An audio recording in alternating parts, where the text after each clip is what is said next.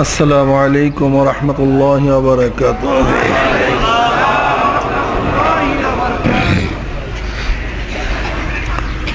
नहमदु व नुसल्ली अला रसूलिहिल करीम अम्मा बाद।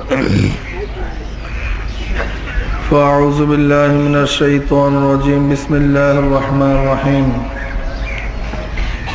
फ़इज़ा क़ुदियतिस सलातु फ़ंतशिरू फ़िल अर्दि वब्तग़ू मिन फ़ज़लिल्लाह वज़्कुरुल्लाह कसीरन लअल्लकुम तुफ़्लिहून। सदक़ल्लाहुल अज़ीम। शाह मोहम्मद से दुरूद पर अल्लाहुम्मा सल्ली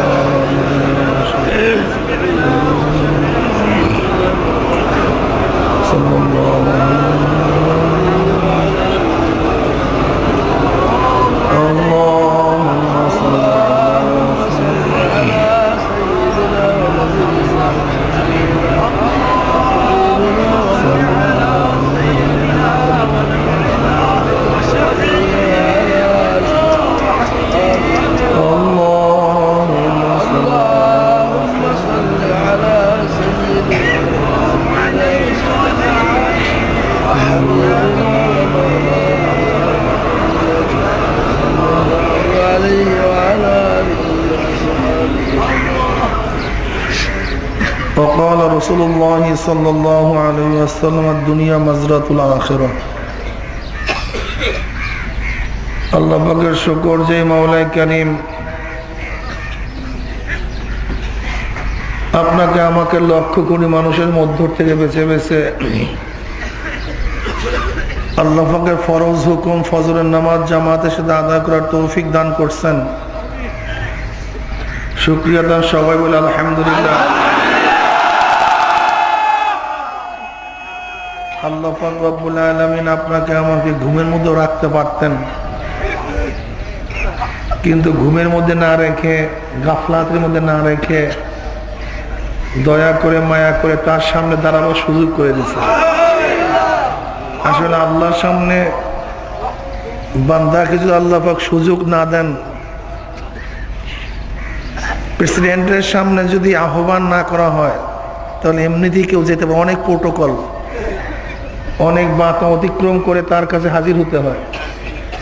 আহকামুল হাকিম রব্বুল আলামিন যদি না ডাক দেন তাহলে আসলে বান্দা কিন্তু তার সামনে হাজির হতে পারে না। আল্লাহ পাক রব্বুল আলামিন দয়া করে মায়া করে তার দরবারে হাজিরা দেওয়ার তৌফিক দান করছেন, আলহামদুলিল্লাহ।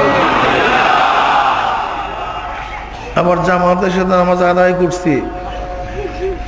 আপনারা জানেন ফজরের নামাজ জামাতের সাথে আদায় করতে পারলে অর্ধরাত্র ইবাদত করার সওয়াব আল্লাহ পাক আমলনামায় লিখে দেন। এশারের নামাজ জামাতের সাথে আদায় করতে পারলে বাকি অর্ধরাত্র ইবাদত করার সওয়াব আল্লাহ পাক আপনার আমলনামায় লিখে দিবেন। আশা করা যায় যারা এশা এবং ফজরের নামাজ জামাতের সাথে আদায় করতে পারলাম, গোটা রাত্র ইবাদত করার সওয়াব আল্লাহ পাক আপনার এবং আমার আমলনামায় লিখে দিয়েছেন। একা একা নামাজ আদায়ের চেয়ে জামাতে নামাজ আদায় করলে 25 গুণ সওয়াব বেশি হয়। কয় গুণ? তাই 2কে 25 দিয়ে গুণ দিলে 50 রাকাত নামাজের সওয়াব এই মাত্র পেয়ে গেছে। অন্য রওয়ায়াতের মধ্যে আসছে 27 গুণ। কলবের ব্যাপার, যার যত তাকওয়া ভালো তার তত বেশি সওয়াব হইতে থাকবে, মিটার বাড়তে থাকবে। কি কথা ঠিক না? এগুলো মনে রাখতে হবে। যে ব্যক্তি 40 দিন তাকবীর উলার সাথে জামাতে নামাজ আদায় করতে পারবে, আল্লাহ পাক রব্বুল আলামিন তার জন্য জান্নাত ওয়াজিব এবং নেফাকির মুনাফিকের খাতার থেকে নামটা কাইটে দেবে। বাস, আল্লাহু আকবার, মুনাফিকের নাম থেকে নাম কেটে দিবে। জামাতে নামাজ আদায় করতেই হবে। বিনা ওজরে জামাত তরক করাই যাবে না। বিনা ওজরে জামাত তরক করা মুনাফিকের আলামত। আকিমুস সালাহ, অনেক মুফাসসিরিন কিরাম বলছেন আকিমুস সালাতের উদ্দেশ্য জামাতের সাথে নামাজ আদায় করা, কায়েম করা, ঠিক না? জামাতের অনেক গুরুত্ব। নবী আলাইহিস সালাতু ওয়াস সালাম জামাতকে এত বেশি গুরুত্ব দিতেন, যখন অসুস্থ হয়ে গেছেন দুই মানুষের কাঁধের উপরে ভর দিয়ে ন্যাংরাইতে ন্যাংরাইতে জামাতে হাজির হয়েছে। নামাজ তো তাওয়াজু আজি ইনকিসারি, পরিপূর্ণ নত হওয়ার বাস্তব এক ট্রেনিং কোর্স। পরিপূর্ণ, যে যাকে তাজিম করে তার কাছে পরিপূর্ণ নত হয়ে যায়। আর তাজিমের শেষ দরজা হলো কি? নিজের কপালটাকে জমিনের মধ্যে ঠেকায়া দেওয়া। এর জন্য একমাত্র সেজদা আল্লাহর জন্যই জায়েজ, অন্য কারোর জন্য জায়েজ নেই, হারাম। অন্য কারোর জন্য। এই লোকটা উঠে ইনি আসছে কোথার থেকে আবার নতুন কি ইনি?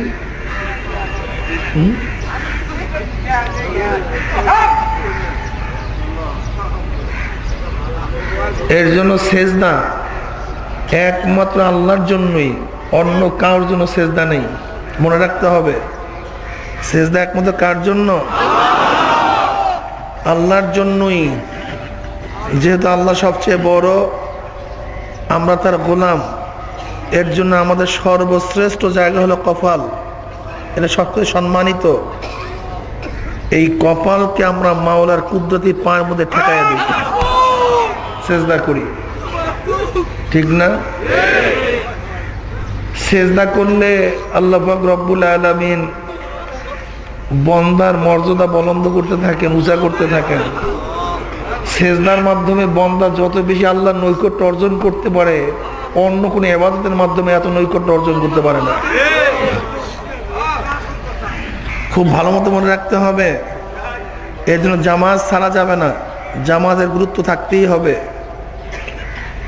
মেসওয়াকের সাথে এক রাকাত নামাজ আদায় করলে প্রতি রাকাত নামাজের 70 রাকাত নামাজের সওয়াব হয়ে যাবে। পড়ছেন এক রাকাত, ব্যাস কাম হয়ে গেছে 70 রাকাত। এইমাত্র পড়লাম কয় রাকাত? 70 কত হয়? এই 140 রাকাত নামাজের সওয়াব এইমাত্র হয়ে গেছে। তাহলে এই সবগুলি আবার 25 গুণ। কি কথা, ঠিক না? অনেকের মেসওয়াক করার অভ্যাস নাই, অনেকের দাঁত হ্যাংলা বাংলা, মেসওয়াকে পরিষ্কার হয় না। অনেককে দেখছি সামনে কথা বলা যায় না, কঠিন। মেসওয়াকের হুকুম তো আসছেই মুখকে পরিষ্কার করার জন্য, পাক পবিত্র করার জন্য। এমনকি নবী আলাইহিস সালাতু ওয়াস সালাম ফরমান, জিবরাইল আমাকে এত বেশি মেসওয়াকের তাকিদ দিছে, মনে হয় যেন সামনের মারি উঠে যাবে, এরকম অবস্থা। কি কথা, ঠিক না? মেসওয়াকের বহুত ফজিলত, এর মধ্যে সবচেয়ে নিচের ফজিলত ঈমানের সাথে মৃত্যু দিয়ে দিবে আল্লাহ। অনেকের দাঁত হাংলা বাংলা আছে, এর জন্য কমপক্ষে একবার দুইবার ব্রাশ করা চাই। এটা আলা, মেসওয়াকটা আলা কি সাফ করার যন্ত্র। কিন্তু যাদের দাঁত ফাঁকা, এই ফাঁকার মধ্যে কোনো অবস্থাতে মেসওয়াকের ডান্ডি ঢোকে না, এটা খুব পরীক্ষা করে দেখছি।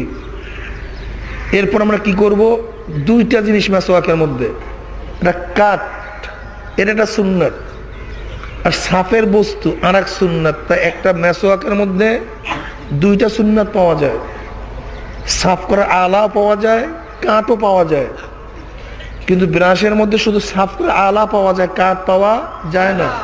আর নবীর থেকে ব্রাশের সুবুত নেই, কিন্তু সাফ করার সুবুত আছে।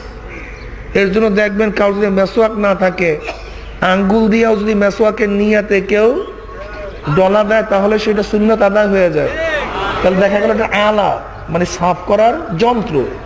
কি কথা, ঠিক না? এর জন্য এরপর যদি কারো সন্দেহ থাকে, উচিত কি, এটা আমি সবসময় করি, বাস ব্রাশ করার পরে একবার এরপর মেসওয়াক করিয়া নিই। ব্রাশ করার পরে বাস, আর কোনো সন্দেহই নেই, আর কোনো সন্দেহই নেই। অনেকের দাঁত দেখা যায় ভিতরে ফাঁকা হয়ে গেছে, হাংলা বাংলা, ঠিক মতো মেসওয়াক করে না, মেসওয়াকে পরিষ্কার হয় না, ভিতরের সাইড এই নিচের সাইড মেসওয়াক দিয়ে পরিষ্কারও করা যায় না, করতেও কষ্ট হয়। এটা করলে অসুবিধা নেই, কথাটা বুঝাতে পারিনি। মূল উদ্দেশ্য হলো মুখকে পরিষ্কার রাখা, মুখকে সাফ করা। কি কথাটা বুঝাতে পারছি? ইখতিলাফ করিয়েন না, বল কথা ভালো মতো বুঝিয়েন মাসালা।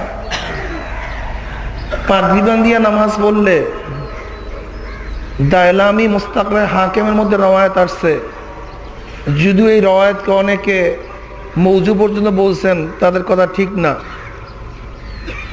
তাদের তাহকিক ঠিক না। দায়লামি মুস্তাকরে হাকিমের মধ্যে রওয়ায়াত আসছে, যে ব্যক্তি পাগড়ি পরিয়া নামাজ পড়বে প্রতি 2 রাকাতে 70 রাকাত নামাজের সওয়াব হবে। যাই হোক, এই সওয়াবগুলি আমাদের মধ্যে আছে যারা এই কাজগুলি এইমাত্র আদায় করলাম। কি কথা ঠিক না? এইগুলি হলো নামাজের বাহ্যিক।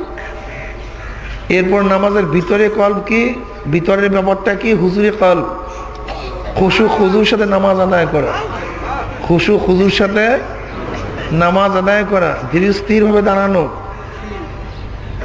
খেয়াল রাখা চাই, এক আল্লাহর ওলি, তাকে প্রশ্ন করা হয়েছে আপনার নামাজের মধ্যে এরকম হাল হয় কিভাবে?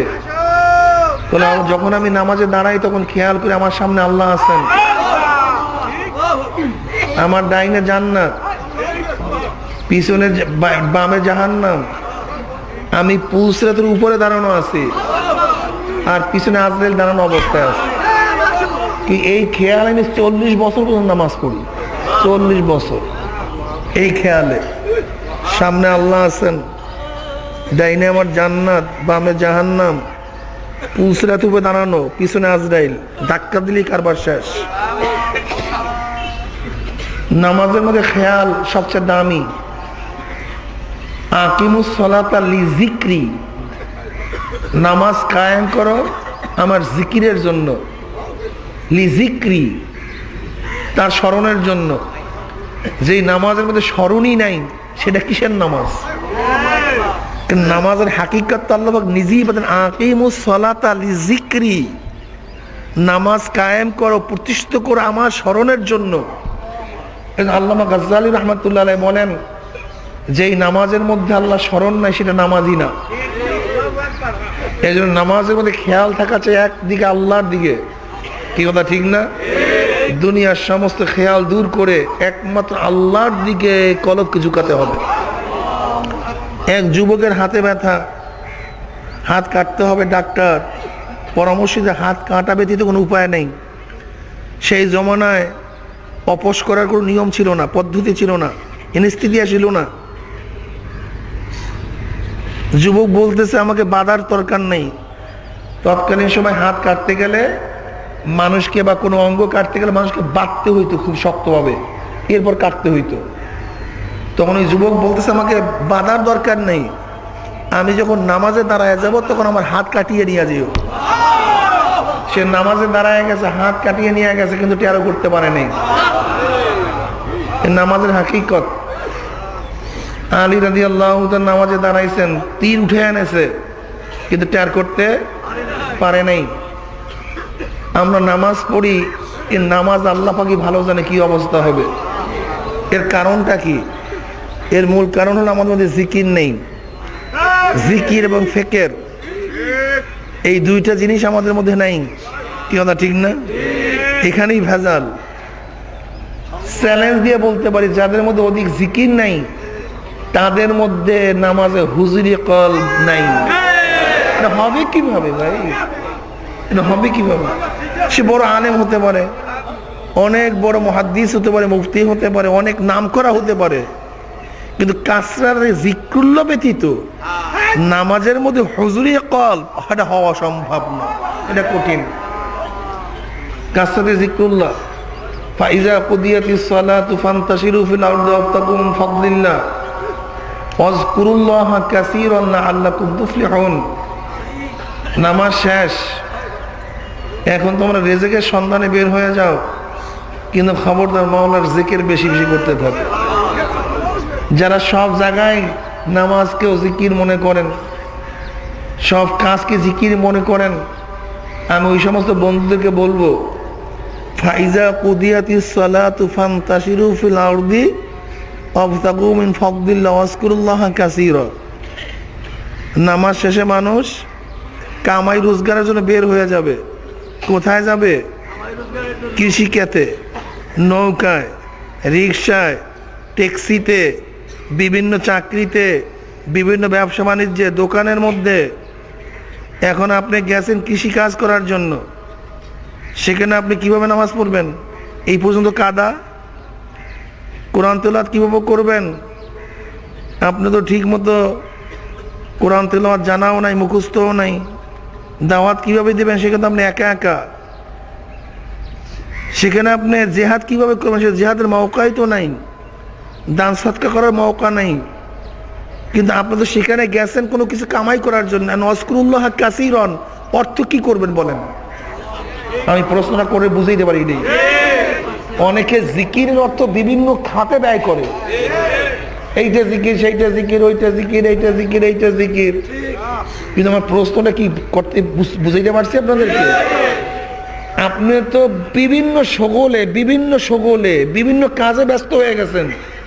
ফাইজা কুদিয়াতিস সালাতু ফান্তাশিরু ফিল আরদি ওয়াবতাগু মিন ফাদলিল্লাহ ওয়াজকুরুল্লাহা কাসীরা। এইমাত্র নামাজ পড়ে বের হইছেন, বিভিন্ন কাজে বের হয়ে গেছেন। এখন আল্লাহ পাক বলছে খবরদার জিকির বেশি বেশি করো। এই জিকির দ্বারা কি জিকির আপনি উদ্দেশ্য নেবেন আমাকে বলেন?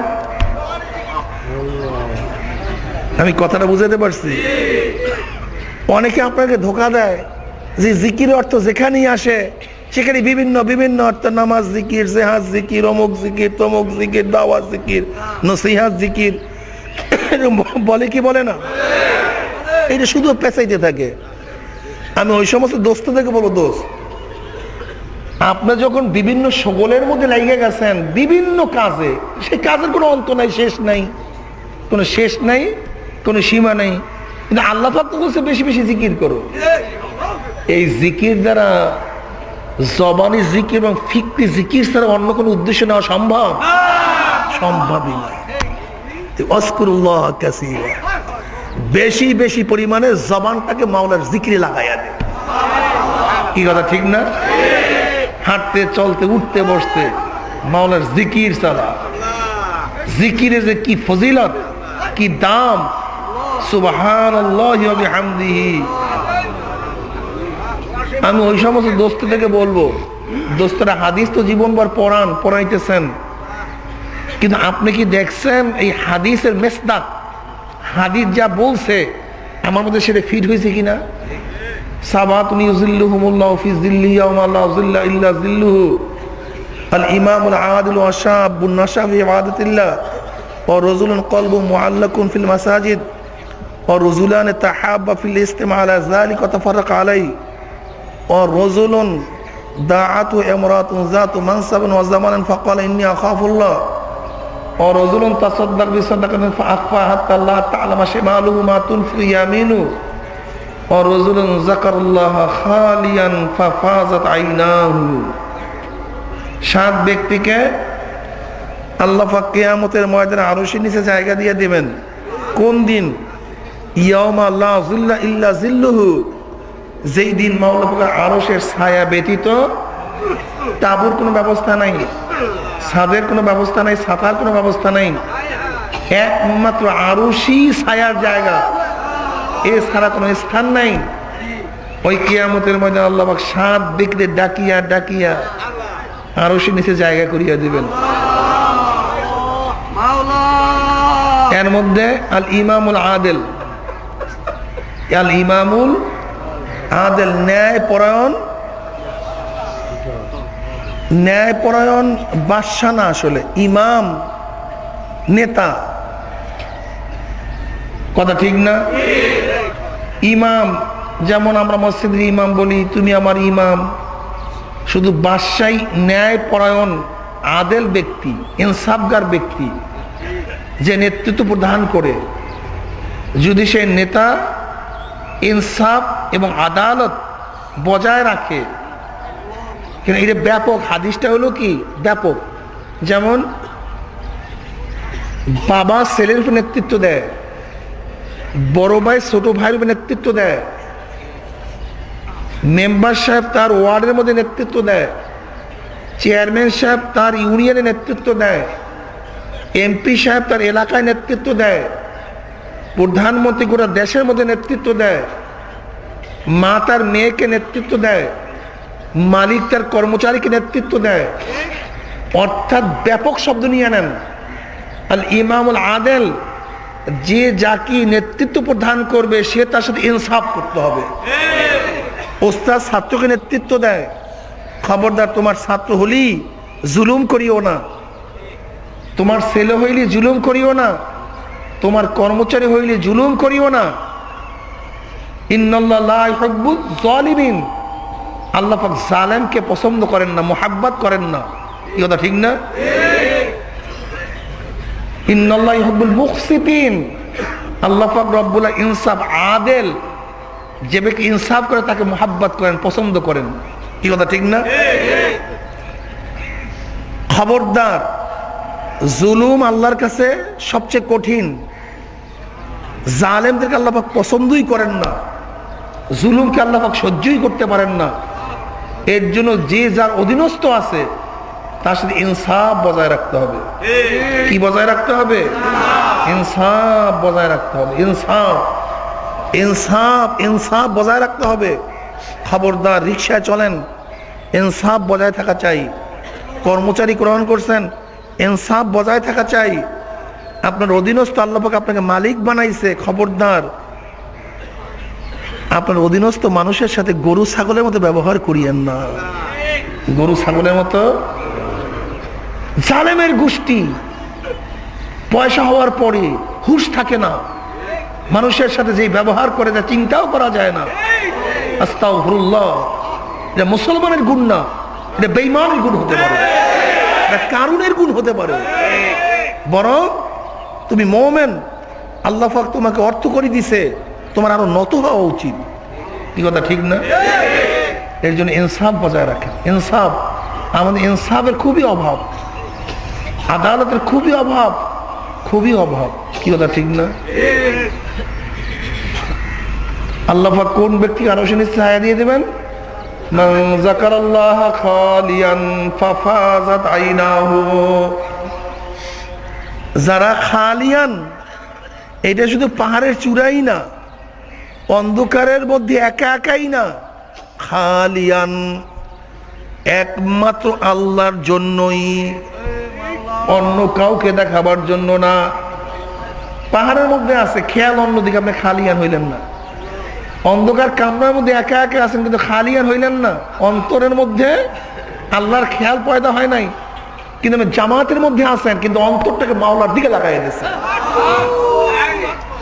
মান যাকারাল্লাহ খালিয়ান ফাফাজাত আইনাহু, যারা মাওলার জিকির করবে দুই চোখের পানি বাইয়া বাইয়া পড়তে থাকবে। ভাই আলেম, মুহাদ্দিস, মুফতি সাহেব, কি জিকিরের সময় কি পানি পড়ছে? খেয়াল করেন, মিলা মুত্তাফাক আলাইহির হাদিস, এটা বুখারী মুসলিমের হাদিস, জীবনভর পড়াইছি। ফাফাজাত আইনাহু, কিন্তু যাদেরকে আমরা নিন্দা করি, যাদেরকে পছন্দ করি না, গিয়া দেখেন ওই সমস্ত হাজারো তরিকাত পন্থী আল্লাহর বান্দারা যখন মাওলার জিকির শুরু করিয়া দেয়, তাদের চোখের থেকে মনে হয় নহর ঝর্ণা শুরু হইয়া যায়।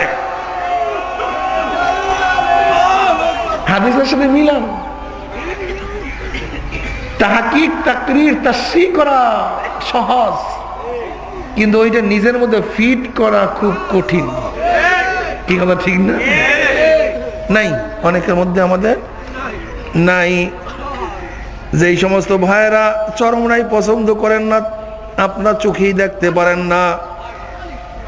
আমার নবী বলছে, 7 ব্যক্তিকে আল্লাহ পাক আরো সে নিচে জায়গা করিয়া দিবে, যারা জিকির করবে, মাওলার সাথে কান্নাকাটি করবে। বাবা, তোমার চোখে কি পানি আছে নাকি?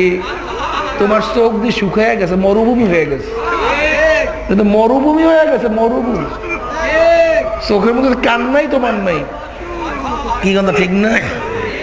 তুমি আর একজনকে নিমতেছো, চোখের পানি অনেকের নাই, শুকায় গেছে, একসে শুকায় গেছে। চোখের পানি কত যে দামি, সুবহানাল্লাহ, অনেক দামি জিনিস। চোখের পানি যেন না শুকায়, খেয়াল রাখা চাই, এইটা যেন না শুকায়। আবার অনেকে বলে হযরত চোখে তো পানি আসে না, মনে ব্যথা আছে, বলে ব্যথা আছে, ব্যথা থাকলে ঠিক আছে।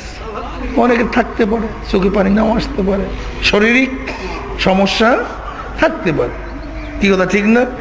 কিন্তু কলিজার মধ্যে ব্যথা, বাস কাম হয়ে গেছে। মান যাকারাল্লাহ হালিয়ান ফাফাজাত আইনাহু, জিকির করবে, কান্নাকাটি করবে, চোখের পানি বাইতে থাকবে। চোখের পানি যে কি দাম, এত দাম, কিয়ামতের ময়দানে এক ব্যক্তিকে আল্লাহ পাক জাহান্নামের ফয়সালা দিয়ে দিবে। তখন চোখের একটা প্রসঙ্গ বলবে, মাওলা রে, তোমার নবী সত্য বলছে না মিথ্যা বলছে? আল্লাহ পাক বলবে, আমার নবী যা বলছে তা সত্যই বলছে, কোনদিন মিথ্যা বলার তো প্রশ্নই আসতে পারে না। তখন ওই চোখের প্রসঙ্গ বলবে, মাওলা তোমার নবী বলছে, মান বাকা মিন খাশিয়াতিল্লাহি হারামাল্লাহু তিলকাল আইনা আলান নার। যেই সমস্ত আল্লাহ পাকের বান্দা বান্দি তোমার ভয়ে জাহান্নামের ভয়ে এক ফোঁটা চোখের পানি ফালাইতে পারবে, তার উপরে তুমি জাহান্নামের হারাম করিয়া দিবা। আর আমি চক্ষু সাক্ষী দিতে আসি, তোমার বান্দা তোমার ভয়ে কাঁদছে, তোমার নবী বলছে কাঁদলে জাহান্নাম হারাম, আর আমি সাক্ষী দিছি তোমার বান্দা তোমার ভয়ে কাঁদছে, অথচ তুমি তার জন্য জাহান্নামের ফয়সালা করছো। এখন তোমার নবী সত্য না কি ঘটনা? অমনি আমার মাওলা পাক ডাক দিয়ে জিবরিলকে, জিবরাইল রে, গোটা কিয়ামতের ময়দানে মানুষকে এলান করিয়া দে, খবর দিয়া দে, অমুকের ছেলে অমুককে আল্লাহ পাক চোখের একটা পশমের সাক্ষীর কারণে মাফ করিয়া দিছে। সবাই বলি সুবহানাল্লাহ। অনেক দামি জিনিস, অনেক দামি জিনিস। মান যাকারাল্লাহ খালিয়ান ফাফাজাত আইনাহু, যারা চরমনাইকে পছন্দ করেন না, আমাদের কাছে হাজারো লক্ষ দলিল আছে। চরমনাই মুজাহিদরা আল্লাহর শুকর যখন মৃত্যুবরণ করার আগেই দেখা যায় তাদের জবানের মধ্যে মাওলার জিকির জারি হয়ে যায়। হাজারো প্রমাণ বাবা, হাজারো হাজারো হাজারো। وعن معاذ بن جبل رضي الله عنه قال آخر كلمة فارقت عليها رسول الله صلى الله عليه وسلم قلت يا رسول الله أخبرني بأحب الأعمال إلى الله عز وجل قال رسول الله صلى الله عليه وسلم أن تموت ولسانك رطب من ذكر الله হুজুরে বলেন সুবহানাল্লাহ। মুআয ইবনে জাবাল বলেন, ইয়ামানে যাওয়ার আগে আমি আল্লাহর হাবিবের কাছে প্রশ্ন করলাম, এরপরে আর আমি তার সাথে সাক্ষাৎ করতে পারিনি, ইয়ামানে চলে গেছি। যাওয়ার আগে প্রশ্ন করছি, ইয়া নবী আল্লাহ, আল্লাহর নিকটে সবচেয়ে প্রিয় আমল কোনটা, প্রিয় আমল কোনটা?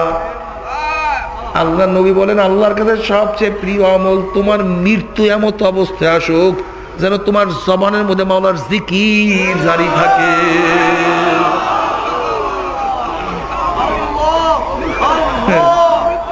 এত সহজ, ইচ্ছে করিয়া।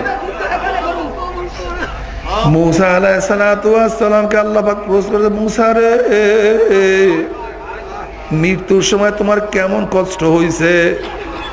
মুসা আলাইহিস সালাম বললেন, মাওলা রে, ফুটান্ত পানির মধ্যে একটা জেতা পাখি যদি ছাড়িয়া দেওয়া হয়, ওই পাখিরা না সেখানে থাকতে পারে, না সেখান থেকে বের হতে পারে, উঠতেও পারে না, থাকতেও পারে না। ওই পাখিটার যেই পরিমাণের কষ্ট, তার চেয়ে অনেক বেশি কষ্ট অনুভব হয়েছে। ওই সময় কোনো মানুষ জিকিরের তালকিন দিলে কাজ হয় না রে বাবা। শিখানো বলি বিপদের সময় মনে থাকে না। আব্বাজান রহমাতুল্লাহ আলাইহি কত সুন্দর উদাহরণ দিয়ে বুঝাইতেন। ময়না পাখি তোতা, কত সুন্দর কথা শিক্ষা দিছ। মেহমান আসছে, আব্বা আম্মা, অনেক সুন্দর সুন্দর কথা ময়না বলে, তোতা বলে, বাবুই পাখি বলে, ঠিক না? কিন্তু যখনই কোনো হিংস্র প্রাণী ময়নাকে আঘাত করে, বাবুইকে আঘাত করে, তোতাকে আঘাত করে, তখন কিন্তু তোতা এই কথা বলতে পারে না, মালিক আমাকে আক্রমণ করছে, আমাকে তুমি হেফাজত করে আমাকে বাঁচাও, এই কথা বলতে পারে না। তখন তার মূল ক্যাস ক্যাস ক্যাস ক্যাস শব্দ তার মুখের থেকে বের হয়ে যায়। হ্যাঁ, ক্যাস ক্যাস শব্দ বের হয়ে গেছে। কুল্লু ইনায় নিয়ে তার রাস্তা বিমাফি, যেই ভান্ডে যা থাকে কাইট করলেই তা পড়ে। শিখানো বলি বিপদের মধ্যে থাকে না। যেরকম অনেক সাক্ষীকে অনেক কিছু শিখাইয়া নিয়ে যায়, এইটা বলবা সেইটা বলবো, ওইটা বলবা সেইটা বলবা, কিন্তু যখনই ধমক দেয় সব ভুলে গেছে। শিখানো বলি বিপদের সময় মনে থাকে না, ভুলিয়া যায়। শিখানো কলেমা মৌয়াতের সময় পড়া যায় না। কলেমা কলবের মধ্যে সিটিং করো, ফিটিং করো। কলবের মধ্যে যদি কলেমা সিটিং ফিটিং করতেই পারো, দেখবা কলেমা এমনিতেই বের হয়ে যাবে। তোমার তালকিন দেওয়ার আগেই তোমার কলেমা তোমার জবান থেকে বের হয়ে যাবে। তবে আবার কেউ কলেমা না পড়লে তাকে খারাপ মনে করিয়েন না, খবরদার। আর একজনকে বেশি ব্যতিব্যস্ত করিয়েন না কলেমা পড়াবার জন্য।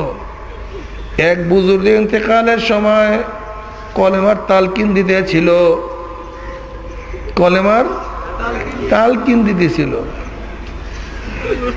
তখন সে দুধ করে সরাইয়া দেয়, বারবার দুধ করে। সবাই আশ্চর্য হয়ে গেছে, ঘটনা কি, ঘটনা কি? এত বড় বুজুর্গ অবস্থা এরকম কেন? কিছুক্ষণ পর হুশে আসছে, বলে হযরত ঘটনা কি? আপনাকে কলেমার তালকিন দিয়ে আপনি সরাই দিতে আছেন? বলে আমাকে শয়তান বারবার ওয়াসওয়াসা দিতে, আমি তাকে সরাইয়া দিতে আছি।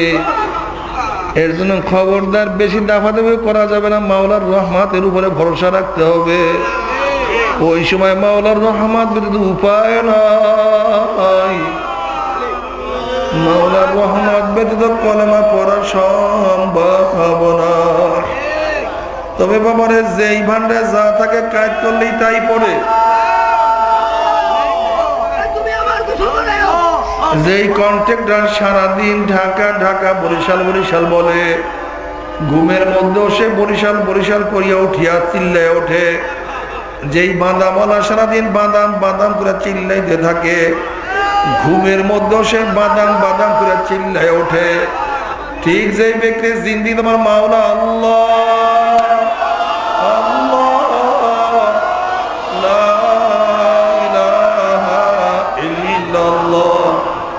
মাওলার জিকিরে জীবনভর জবানটাকে লড়াইতে থাকবে। মৃত্যুর সময় তার জবান দিয়ে মাওলার জিকির জারি হইয়া যাবে। সুবহানাল্লাহ। বাবারে খেয়াল খেয়াল খেয়ালকে চাপাও। খেয়াল চাপানো খুব কঠিন ব্যাপার। কমা। খেয়াল সবচেয়ে কঠিন, খেয়াল সবচেয়ে দামি। খেয়ালে আউলিয়া বে খেয়ালে দেউলিয়া, যত আমাদের কথা সব খেয়ালের উপরে। সুবহানাল্লাহ। এই খেয়াল করো, আলহামদুলিল্লাহ এই খেয়াল করো, আল্লাহু আকবার এই খেয়াল করো, লা ইলাহা ইল্লাল্লাহ এই খেয়াল করো। খেয়ালকে চাপাইতে থাকো। খেয়াল সবচেয়ে দামি জিনিস।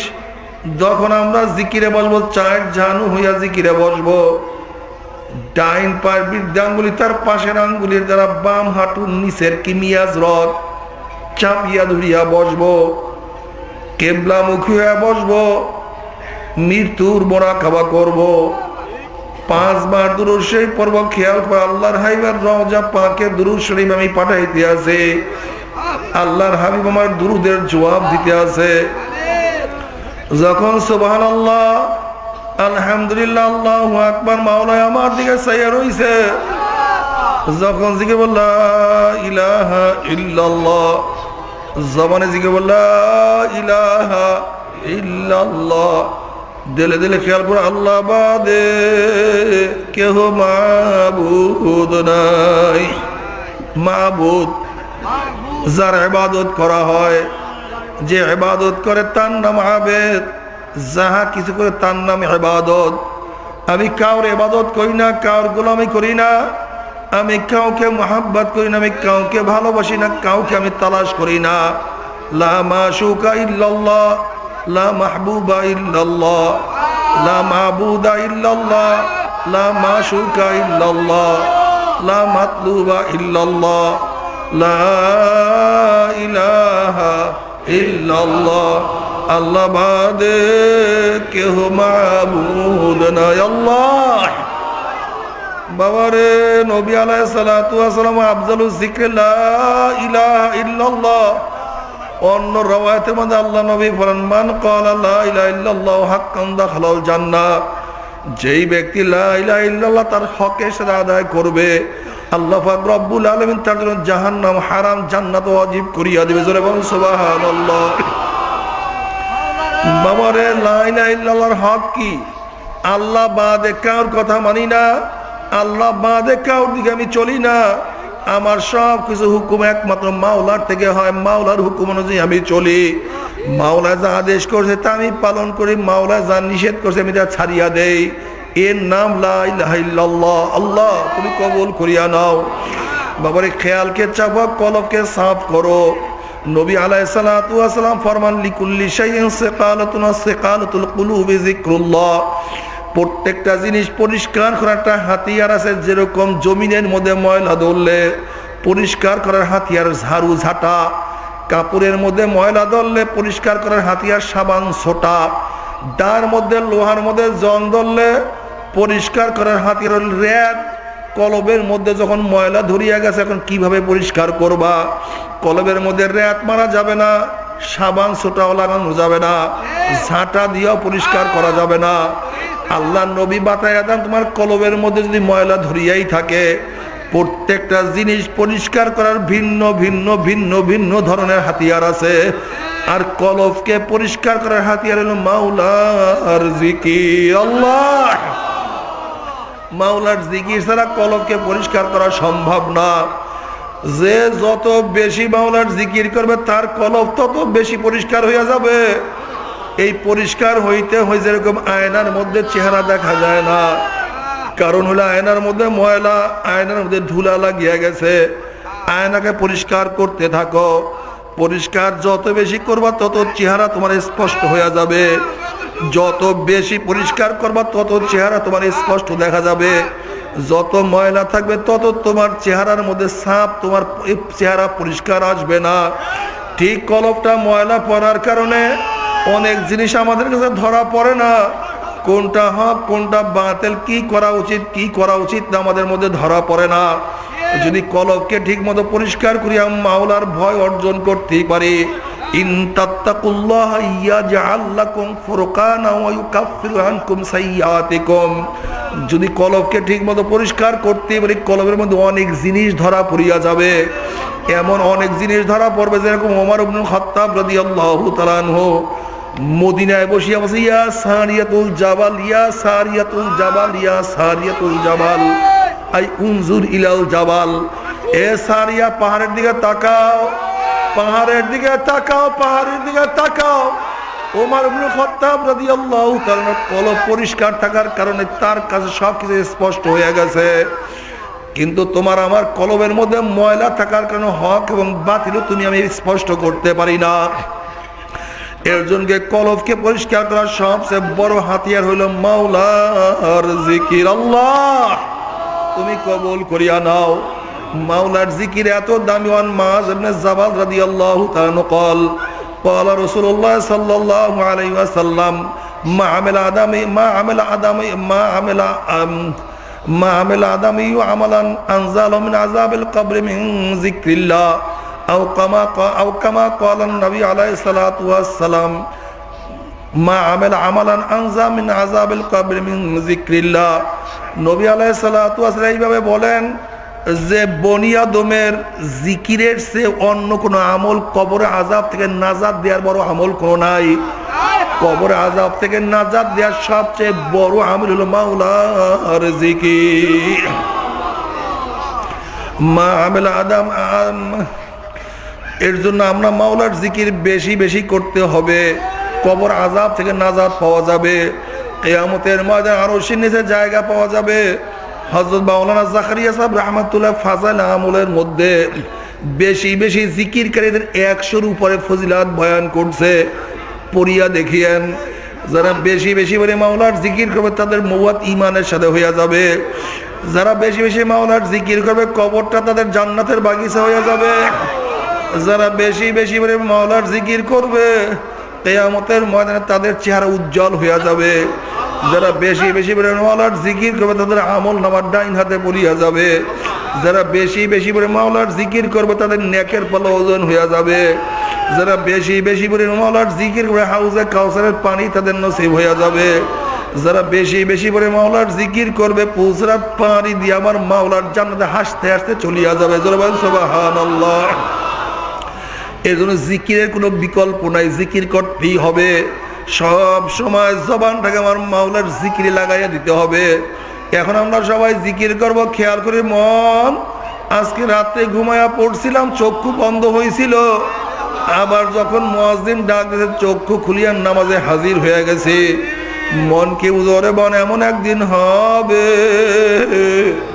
যেই দিন চক্ষু চিরতরে বন্ধ হয়ে যাবে, আর চক্ষু খোলা যাবে না। ধরাধরি করিয়া খাটের থেকে নামাইয়া ফেলাইবে, একটা চাদর দিয়া ঢাকিয়া ফেলাইবে, গরম পানি দিয়া গোসল করাইয়া খাটিয়ার মধ্যে উঠাইয়া প্যাকেট করিয়া জানাজার জন্য নিয়ে যাবে। আল্লাহ তুমি মাফ করিয়া দাও। জানাজা পড়াইয়া ধরাধরি করিয়া চিরতরে দুনিয়ার থেকে বিদায় দেওয়ার জন্য ওই বাঁশ বাগানের কোনো এক গোরস্থানের মধ্যে একা একা ওই অন্ধকার কবরের মধ্যে রাখিয়া দেওয়ার জন্য সবাই নিয়ে রওনা করবে। ওই যে কবর, ডাইনে মাটি বামে মাটি, নিচে মাটির বিছানা, উপরেতে মাটির চাপা, ওরে মন ভাঙা তোমার যাবে। আল্লাহ, কোথায় আমার বন্ধু, কোথায় আমার ভাই, কোথায় আমার ছেলে, কোথায় আমার মেয়ে, কোথায় আমার ব্যবসা, কোথায় আমার দোকান, কোথায় আমার জমিন, কোথায় আমার সম্মান, কোথায় আমার ইজ্জত, কোথায় আমার খাট, সব কিছু শেষ। আমার এখন বন্ধু নাই, আমার সাথীও নাই, আমার দোস্তরাও নাই, আমার দলের কেউ নাই। সবাই আমাকে ফালাইয়া রাখিয়া সবাই নিজের কাজে ব্যস্ত হয়ে গেছে। এখন আমি একা একাই পড়িয়া আছি। আল্লাহ, আল্লাহ রে, কোথায় আমার আড্ডা দেওয়ার সেই সাথীরা, সেই আড্ডা দেওয়ার সাথীরা এখন আর কেউ নাই। বাবা রে, এমনকি স্ত্রী বলবে ভাইরা আপনারা ওর বাবার লাশ বাড়ির দরজায় দাফন করিয়েন না, কারণ নতুন কবর দেখলে বাচ্চারা ভয় পাইবে। তোমাকে আমাকে দাফন করে সবাই এসে ঘরের মধ্যে বাতি জ্বালাইবে। তোমার আমার কবরে বাতি জ্বললো কি জ্বললো না কেউ কিন্তু খবর নিতে পারবে না। আমার মাওলা যদি খবর নাই নাই উপায়টা কি হবে রে বাবা? নবী আলাইহিস সালাতু ওয়াস সালাম ফরমান, কোন না ফরমানের কবরের দুই পাশের মাটি এমন ধরে চাপ মারবে, চাপের জোরে এক পাঁজরের হাঁটি আর এক পাঁজরে লাগাইয়া ফেলাইবে। এখন সাথী নাই, সঙ্গী নাই, কেউ নাই, সব শেষ। এখন আমি মাওলাকে এমন ডাকা ডাকবো যেন মাওলা আমার ডাকের সাড়া না দিয়া পারেন। আল্লাহ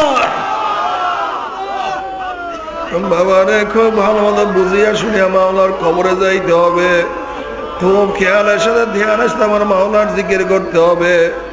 খুব খেয়ালের সাথে যখন জিকির লা ইলাহা ইল্লাল্লাহ, আল্লাহ বাদে কেহ মাবুদ নাই, না কিছু নাই, টাকা নাই, পয়সা নাই, জায়গা নাই, জমি নাই, মেম্বারি নাই, চেয়ারম্যান নাই, এমপি নাই, কিছু নাই, কিছু নাই, কিছু নাই।